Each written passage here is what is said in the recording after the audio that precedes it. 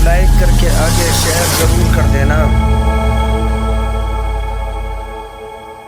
وقت ختم ہوتا ہے لیکن سن لے، امام حسن نے پوری زندگی، اسی بات پوری کر رہا ہوں، امام حسن نے اپنی پوری زندگی میں اپنی امی سیدہ فاطمۃ الزہرا کے ساتھ ایک برتن میں بیٹھ کے کھانا نہیں کھایا۔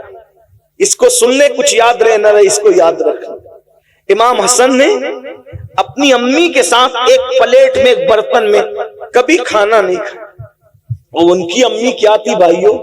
سیدہ طیبہ طاہرہ عابدہ زاہدہ راکعہ ساجدہ نقیہ تقیہ ام ابیہا، ایسی شان والی خاتون کے جس کے لیے اللہ کے رسول اٹھ کے کھڑے ہو جائیں۔ غور تو کریں کیا شان ہے ان کی، جن کے گھر میں اجازت کے بغیر جبریل نہ آئے، کیا شان ہے ان کی۔ اگر چکی چلاتے چلاتے آنکھ بند ہو جائے تو فرشتے جس کی چکی چلائیں، جھولا جھلاتے جھلاتے آنکھ بند ہو جائے تو فرشتے جس کے بچوں کو جھولا جھلائیں، کیا شان ہے ان کی امی کی۔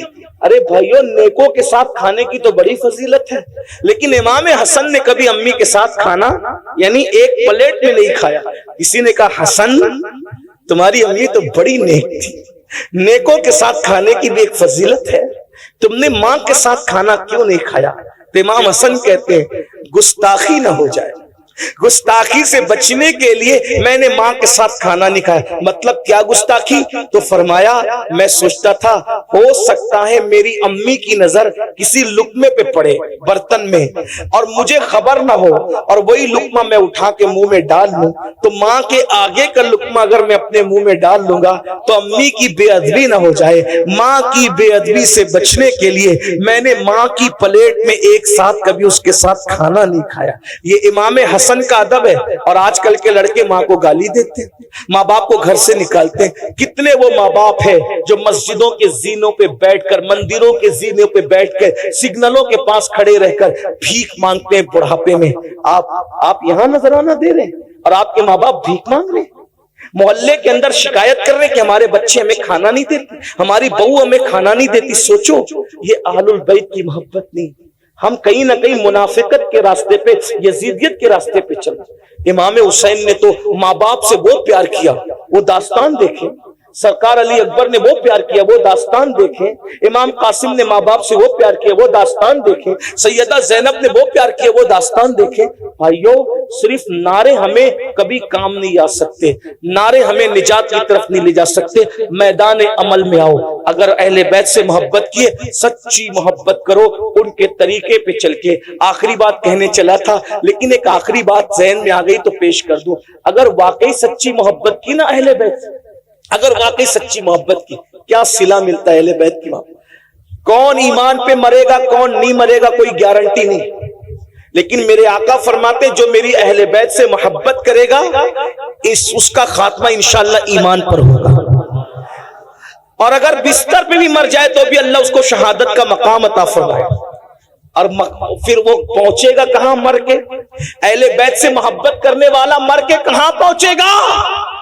کہاں پہنچے گا؟ آقا ارشاد فرماتے جیسے دلہن کو سجا سوار کر دولہے کے گھر لے جایا جاتا ہے، ویسے اہل بیت کا محب مرتا ہے تو اس کو سجا سوار کر دلہن کی طرح جنت میں لے جایا جاتا ہے۔ کہاں پہنچے گا؟ امام یوسف نبہانی اپنی کتاب میں لکھتے ہیں، سن لو کہ جب امیر تیمور ان کا انتقال ہوا۔ امیر تیمور کون؟ مغل بادشاہوں کا مورث اعلیٰ، لوگوں نے ان کا نام سن رکھا امیر تیمور کا۔ امیر تیمور کا امام یوسف نبہانی لکھ رہے، بھائیوں میں نقل کر رہا ہوں ان کی بات کو۔ امیر تیمور کا انتقال ہوا، امام یوسف نبہانی لکھتے ہیں کہ اس کے بچپنے کے دوستوں نے اس کو خواب میں دیکھا کہ تخت بچھا ہوا ہے، اس پر اللہ کے رسول تخت پہ بیٹھے ہیں اور امیر تیمور حضور کے قدموں میں بیٹھا ہے۔ کہاں بیٹھا ہے امیر تیمور؟ حضور کے۔ بھائیوں، یہاں پیر کے قدموں میں بیٹھنے کا موقع مل جائے تو آدمی سوچتا ہے میں مقدر کا سکندر ہوں کہ مجھے پیر کے قدموں میں بیٹھنے کا موقع مل گیا ہے نا، لیکن قربان جائیں، ہائے ہائے ہائے، امیر تیمور کو کیا مقام ملا موت کے بعد؟ حضور کے قدموں میں بیٹھا ہے۔ تو بچپنے کے دوستوں نے رشک کرتے ہوئے کہا، او دشمن خدا، تیرا کون سا ایسا عمل تھا جو تو رسول اللہ کے قدموں میں مر کے پہنچ گیا، حضور کے قدموں میں پہنچ گیا؟ اس سے پہلے کہ تیمور کچھ کہتے آقا نے خود فرمایا ارے یہ کچھ بھی تھا، میری اہل بیت سے محبت کرتا تھا، اس کو اس لیے مقام عطا کیا گیا۔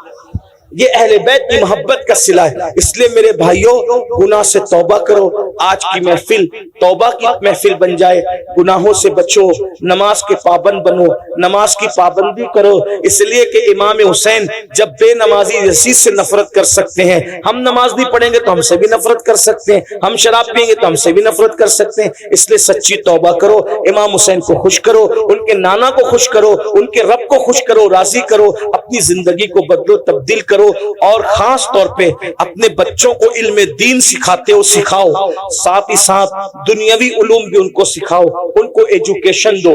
کب تک کے غربت میں زندگی گزارو گے، کب تک ان پڑھ رہ کر زندگی گزارو گے، کب تک جہالت کی وادیوں میں زندگی گزارو گے؟ اہل بیت کا پیغام یہ بھی ہے، اس پورے گھرانے میں کوئی چھوٹا موٹا پڑھا لکھا تھا نہیں، سب بڑے بڑے پڑھے لکھے تھے، اس لیے سب امام ہوئے۔ اتنے بڑے بڑے پڑھے لکھے تھے کہ امام اعظم جیسے امام کے بھی استاد اگر دیکھنا ہے تو آپ کو اہل بیت کے گھرانے میں ملیں گے، امام شافعی کے استاد دیکھنا ہے تو اہل بیت کے گھرانے میں ملیں گے، امام احمد ابن حنبل کے استاد، یعنی استادوں کی زندگی دیکھنا ہے تو وہ سب آپ کو اہل بیت کے گھرانے میں ملیں گے۔ تو آپ بھی اپنے بچوں کو پڑھائیے، تعلیم دیجیے، یہ غربت کی زندگی سے آپ کو نکلنا پڑے گا، اس لیے کہ تعلیم عام ہوگی غربت کا خاتمہ ہوگا، تعلیم عام ہوگی اچھی سوچ عام ہوگی، تعلیم عام ہوگی جرائم کا خاتمہ ہوگا، کرپشن کا خاتمہ ہوگا۔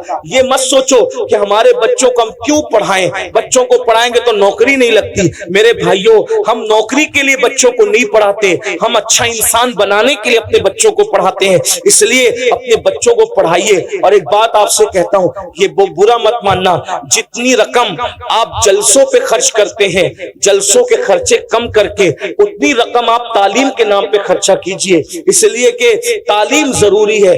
پہلی آیت جو آئی ہے وہ تعلیم کے حکم پر آئی ہے، اقرا بسم ربک الذی۔ آپ علماء سے سنتے رہتے ہیں اپنے بچوں کو ایس ایس سی پڑھا کے، یعنی 10ویں 12ویں پڑھا کے ڈراپ آؤٹ مت کرو، نکال مت لو، بلکہ ان کو اعلیٰ سے اعلیٰ تعلیم دو، دین پڑھا کر ان کو میڈیم اسکول کے اندر داخلے کراؤ، انگلش میڈیم اسکولوں میں داخلے کراؤ، دین کے ساتھ ان کو دنیا پڑھاؤ اور دنیا کے ساتھ ان کو دین پڑھاؤ۔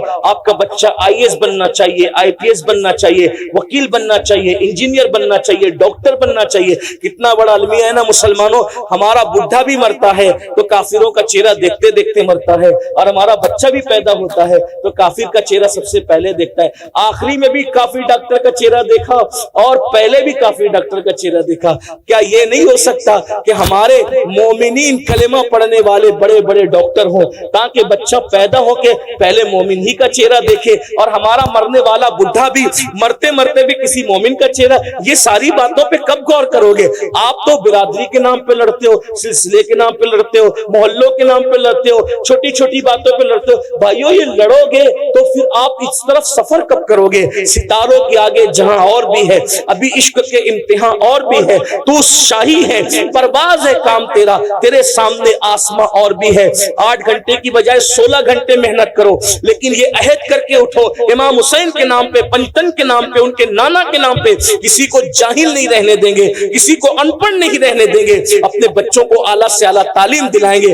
یہ آج آپ کو عہد کرنا ہے، اور اپنے پیسوں کی حفاظت کیجیے، پیسوں کو ضائع کرنے کی بجائے اپنے پیسوں کو علم کے نام پہ خرچ کیجیے، اپنے خرچے بچائیے۔ یہ جو گٹکا کھا کھا کر کے تھوکتے ہو، یہ کئی ہزاروں کا تو گٹکا کھا کے تھوکتے ہو، پان کھا کے تھوکتے ہو، کئی ہزاروں کے تو پان کھا جاتے ہو، سگریٹ پیتے ہو، کئی ہزاروں کی سگریٹ پی جاتے ہو۔ تھوڑا آپ اس پہ غور کیجیے، آپ فضول خرچی سے بچیے، فضول خرچی سے بچیے۔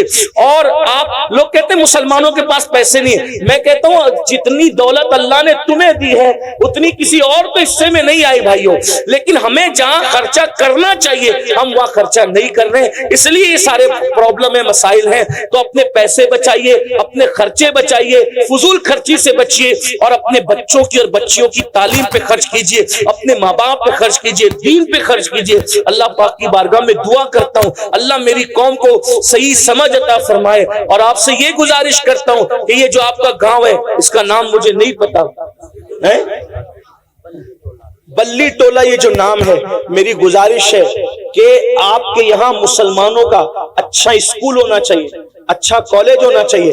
مسلمان سر جوڑ کر بیٹھیں, اونچے مینار بنانے کی بجائے اسکول اور کالجز اچھے بناؤ جہاں دنیاوی علوم کے ساتھ دین بھی پڑھایا جاتا ہو. تو اس میں کیا ہوگا, اپنا اسکول ہوگا تو انگریزی تعلیم عشق رسول کے ماحول میں ہوگی. اور اگر یہی چلتا رہا, رات بھر جلسہ کیے, فجر تک جلسہ چلائے, اور اس کے بعد مقرر بھی جا کے سو گئے, ناطخواں بھی سو گئے, ناظم بھی سو گئے, پیر صاحب بھی سو گئے, مرید صاحب بھی سو گئے, سننے والے بھی سو گئے, سب سو گئے, تو یاد رکھنا ایک دن پچھتاؤ گے. آنے والے حالات اتنے بھیانک ہے, علم والوں کی ہی چلے گی, جاہل اور ان پڑھ کی دنیا نہیں ہوگی. ابھی بھی دیکھ لیں آپ, اگر آپ کو سفر کرنا ہے تو بھی آپ کو علم چاہیے, روزی کمانا ہے تو بھی آپ کو علم چاہیے, اچھی بات کرنا ہے تو بھی آپ کو علم چاہیے. بھائیو حال یہ ہے, اگر ٹی سی سے آپ ٹرین میں جو ہے وہ برتھ طلب کریں یعنی سیٹ طلب کریں, اردو میں بولو گے تو دھیان نہیں دے گا, پتہ نہیں کون کچرا ہے کیا ہے, نہیں مانے گا. ہندی بولو گے تو نہیں مانے گا, لیکن انگلش میں بولو گے تو فوراً آپ کی طرف متوجہ ہوگا. اس کا مطلب یہ ہے کہ ہم کو زمانے کے ساتھ چلنا ہوگا. میں کوئی انگریزی زبان کا شیدائی اور عاشق نہیں ہوں, لیکن چونکہ ضرورت جب پڑتی ہے تو ضرورت کے ساتھ ساتھ ہمیں اپنے آپ کو سانچے میں ڈھالنا پڑتا ہے. حیات لے کے چلو, کائنات لے کے چلو, چلو تو سارے زمانے کو ساتھ لے کے چلو. ہمارے آقا نے اپنے صحابہ کو عبرانی, سریانی, دنیا کی زبان سیکھنے کا حکم دیا, اور حضور علیہ السلام نے بھی مختلف زبانیں بولی. حضور نے عربی کے ساتھ فارسی بھی بولی, فارسی کے ساتھ سنسکرت بھی بولی, اور بھی دیگر زبانیں حضور نے بولی ہے. اس لیے میری گزارش ہے آپ سے, اللہ کے بندو یاد رکھو, ہر زبان سیکھو, کوئی دھوکہ نہ دے سکے. اس لیے میری گزارش ہے کہ بڑے گنبد بنانے کی بجائے, بڑے مینار بنانے کی بجائے اچھے اسکول اور تعلیم گاہیں بنائیے. اور جلسوں کو میں سمجھتا ہوں کہ 12 بجے ختم, 1 بجے ختم کرنے کا مزاج بنائیے. نہیں حضرت پہلے سے چلا رہا ہے. بھائیو پہلے کی دنیا اور تھی, اب کی دنیا اور ہے. اگر آپ 12-1 بجے جلسہ ختم کرو گے, اس سے زیادہ پبلک آئے گی. اس لیے کہ اسی جلسے میں یہ اتنے لوگ ہزاروں آئے, اچھی بات ہے, لیکن ان کو پتا تھا کہ فجر تک جلسہ چلے گا. تو کل کام پہ بہت سارے جانے والے لوگوں نے سوچا ہوگا یار فجر تک چلے گا, آخری مقرر کو, وہ پیر صاحب کو اور ان کو تو یہ لوگ آخری میں لائیں گے, تو میں رات بھر جا کر صبح ڈیوٹی پہ کیسے جا پاؤں گا. تو اس میں کئی ہزاروں لوگ چھوٹ گئے آپ سے, پڑھے لکھے لوگ چھوٹ گئے آپ سے, سنجیدہ لوگ چھوٹ گئے آپ سے. اس لیے میری گزارش ہے کہ اپنے آپ کو بدلو. دنیا بدل رہی ہے, دنیا تبدیل ہو رہی ہے, سب بدل رہے ہیں, ہر مذہب کا انسان اپنے آپ کو کیپیبل کر رہا ہے. مسلمان ہے کہ آپ تبدیل ہونا ہی نہیں چاہتے, آپ چینج ہونا ہی نہیں چاہتے, پہلے سے ہی چل رہا ہے. پہلے بھائیوں پہلے سے چل رہا ہے, لیکن آپ بدلو. انشاءاللہ اگر آپ 12 بجے جلسہ ختم کرو گے تو اس کی برکت یہ ہوگی, پبلک اور اضافہ ہوگا. آپ ڈال دیجئے, ایک مقرر ہوگا, ایک ناطخواں ہوگا, ایک ناظم ہوگا, پیر صاحب ہوں گے, اور انشاءاللہ تبارک و تعالیٰ 2 تقریر ہوگی, جلسہ ختم ہو جائے گا. لوگ اس سے زیادہ آپ کے جلسے میں آئیں گے. خرچے کم ہوں گے, خرچے کم کیجئے. لاکھوں لاکھ روپے خرچ کرتے ہو بھائیو, اس سے اچھے ادارے. اگر آپ 10 سال سے خرچہ کرنے, ایک جلسے میں آپ نے 10 لاکھ روپے خرچہ کیا, تو کتنا خرچہ کیا 10 سال میں؟ 1 کروڑ.